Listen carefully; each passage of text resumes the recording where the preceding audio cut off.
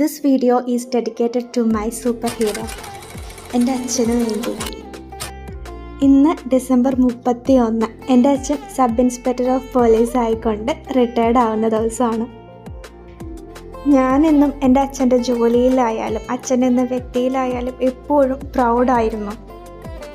ഞാൻ ചെറുപ്പം മുതലേ കേൾക്കുന്നൊരു ചോദ്യമാണ്, അച്ഛൻ പോലീസിലാണെന്ന് പറയുമ്പോൾ വീട്ടിൽ സ്ട്രിക്റ്റ് ആണോ എന്നൊക്കെ ഫ്രണ്ട്സൊക്കെ ചോദിക്കാറുണ്ട്. പക്ഷേ സ്ട്രിക്റ്റ് ഒന്നുമില്ലാത്ത ഒരു സാധാരണ ജീവിതമായിരുന്നു ഞങ്ങളുടെ. അത് മാത്രമല്ല, കുറച്ച് വാശിയും ദേഷ്യമൊക്കെ കൂടിയൊരു കുട്ടിയായിരുന്നു ഞാൻ. ആ നിലയിലാണെന്നുണ്ടെങ്കിൽ പോലും അച്ഛൻ എന്നെ അങ്ങനെ വഴക്കൊന്നും പറയാറില്ല. ഞാനൊരു അച്ചക്കുട്ടിയായിട്ടാണ് വളർന്നത്. അതുകൊണ്ട് എനിക്ക് എൻ്റെ അച്ഛൻ്റെ എല്ലാ ഇമോഷൻസും അറിയാം. അച്ഛൻ ആദ്യമായിട്ട് കരയുന്നത് കാണുന്നത് പോലും എൻ്റെ കാര്യത്തിന് വേണ്ടിയായിരുന്നു. എനിക്കിനി എത്ര ജന്മമുണ്ടെന്നുണ്ടെങ്കിലും എൻ്റെ അച്ഛൻ്റെ മകളായിട്ട് ജനിക്കണമെന്ന് തന്നെ ആഗ്രഹം. കാരണം ലോകത്ത് ഇത്രയും നല്ല അച്ഛനെ ഞാൻ വേറെ കണ്ടിട്ടില്ല. ഉണ്ടാകിയിരിക്കാം, പക്ഷേ എനിക്കെന്നും എപ്പോഴും എൻ്റെ അച്ഛൻ തന്നെയാണ് ബെസ്റ്റ്. മറ്റുള്ളവരും കൂടി എൻ്റെ അച്ഛനെക്കുറിച്ച് പറയുന്നതൊന്ന് കേട്ടു നോക്ക്. പൂർത്തി പറയുന്നതല്ല, അതുപോലെ സൈലന്റ് ആയിട്ടുള്ളൊരു പോലീസ് ഓഫീസറാണ്. എല്ലാവരും ജോലി ചെയ്യുന്ന ആളാണ്. അത്യാവശ്യം കേസുകൾ എഴുതാൻ എല്ലാ കാര്യത്തിലും ഓരോളം ആളായിട്ടാണ് എനിക്ക് തോന്നിയിട്ടുള്ളത്. അറിയാം,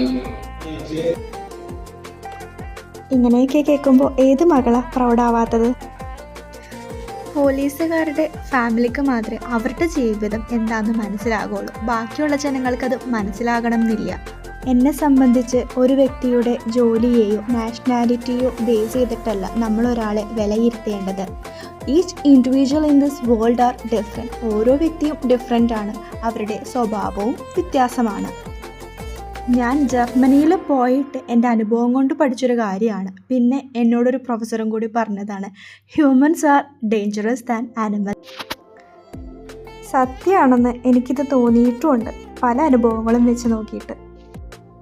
നമ്മുടെ ഈ ലോകത്ത് പല ഫീൽഡിൽ ജോലി ചെയ്യുന്നവരുണ്ട്. അവരിൽ നല്ലവരും ഉണ്ട്, ചീത്തവരും ഉണ്ട്. പക്ഷേ പോലീസിൽ ചീത്ത ആര് ചെയ്യുന്നു എന്ന് നോക്കി നിൽക്കുകയായിരിക്കും മാധ്യമങ്ങളെല്ലാവരും.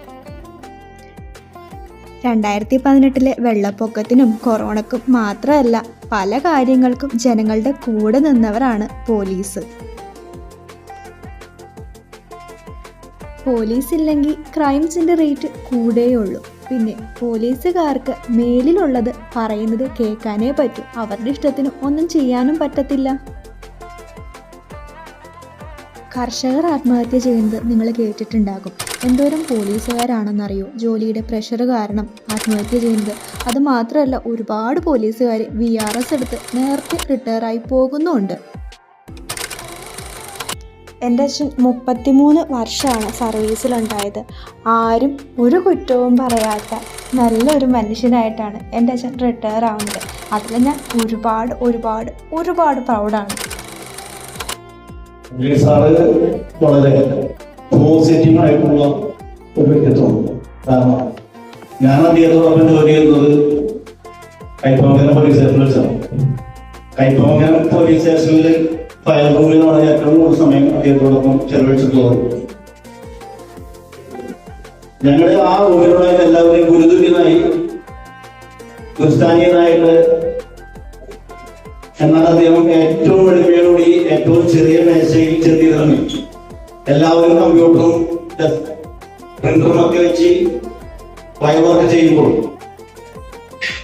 നമ്മളെ കണ്ടന്റ് ബേസ് എടുത്ത് ചെയ്യുന്നതിനോടും അതിവേഗതയിലും വളരെ സിസ്റ്റമാറ്റിക് ആയിട്ടും കൈപ്പടയിൽ തന്നെയാണ് അദ്ദേഹം ഇവിടെ ജോലി ചെയ്തിട്ടുണ്ടോ? നിങ്ങൾക്ക് മിക്കവാറും കൈപ്പമംഗലത്തിലാണ് കുറച്ച് പേരൊക്കെ ഇവിടെ ഇപ്പോഴുണ്ട്.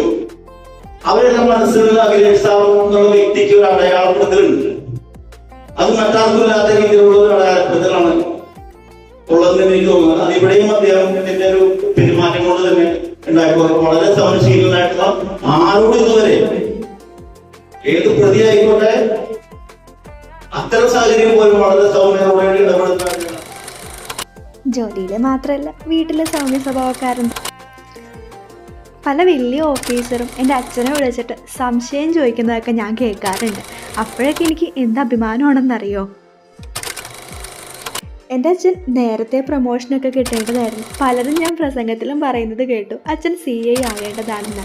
പക്ഷേ അച്ഛൻ പ്രൊമോഷൻ നീട്ടി വെച്ചുകൊണ്ടിരിക്കുകയായിരുന്നു.